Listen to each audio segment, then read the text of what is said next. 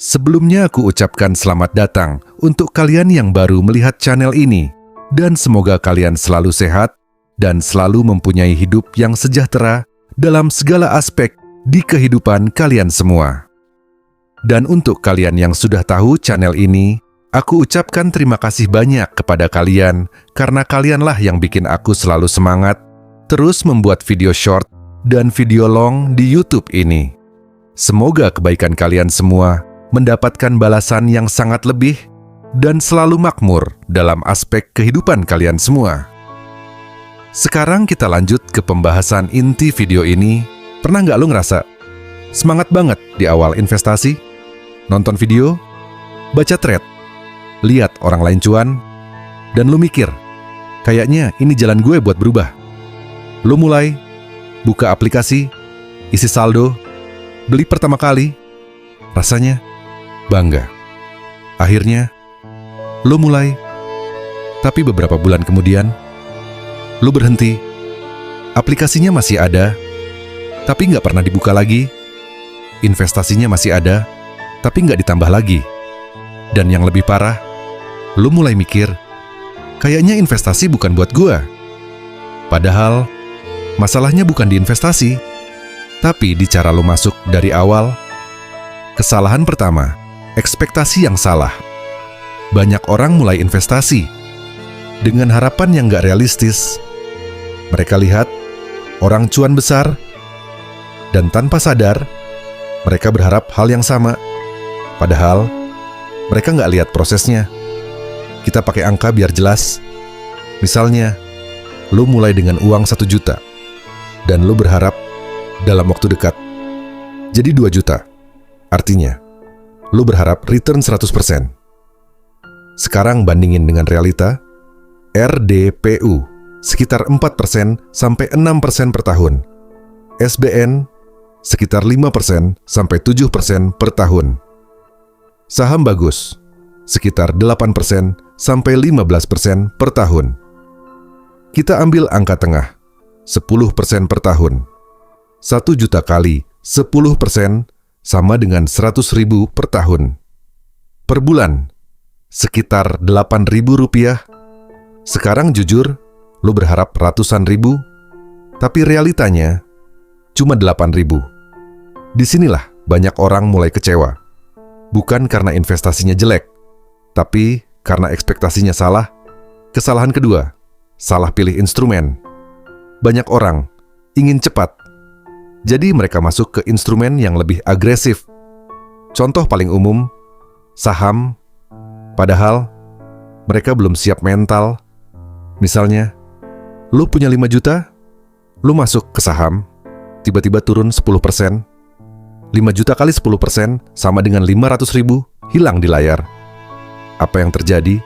Panik, jual, kapok. Padahal itu hal yang normal. Naik turun itu bagian dari permainan. Tapi karena dari awal nggak siap, mereka keluar. Kesalahan ketiga, nggak punya strategi. Ini yang paling sering terjadi. Orang beli karena lihat orang lain beli. Orang jual karena takut. Tidak ada rencana, tidak ada arah.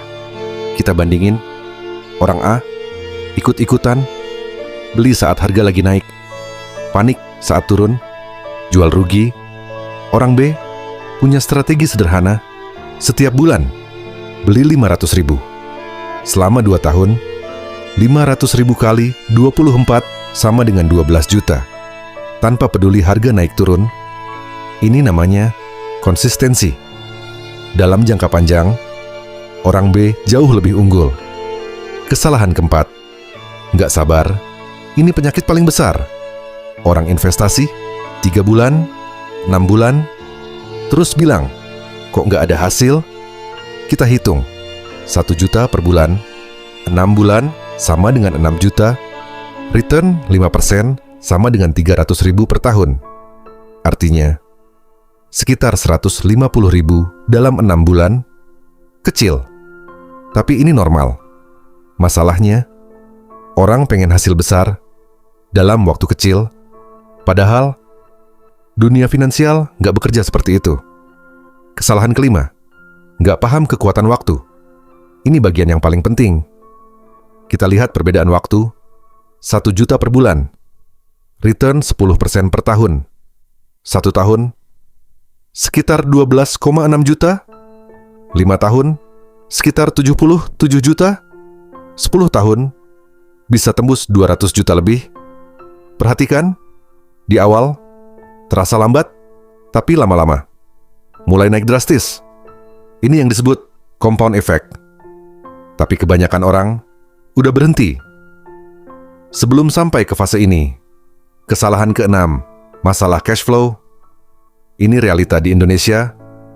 Banyak orang sebenarnya bukan gagal investasi, tapi nggak punya ruang untuk investasi.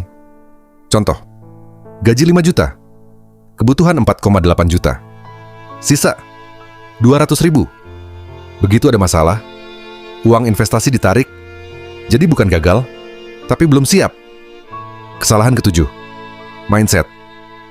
Ini yang paling dalam. Banyak orang datang ke investasi dengan mindset pengen cepat kaya. Begitu nggak sesuai harapan, mereka pergi. Padahal investasi itu bukan mesin cepat kaya, tapi alat untuk membangun perlahan, tapi pasti. Realita yang harus lo terima. Investasi itu membosankan, tidak selalu naik, tidak selalu seru, tapi justru itu yang bikin dia kuat. Cara supaya lo nggak ikut berhenti di tengah jalan.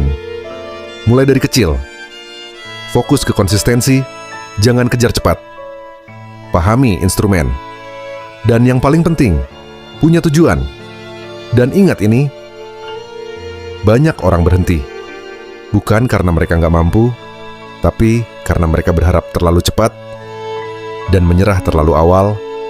Padahal, hasil besar datangnya dari langkah kecil yang diulang terus.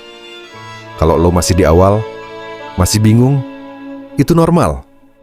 Yang nggak normal adalah berhenti sebelum benar-benar mencoba, karena pada akhirnya yang gagal bukan yang mulai kecil, tapi yang berhenti di tengah jalan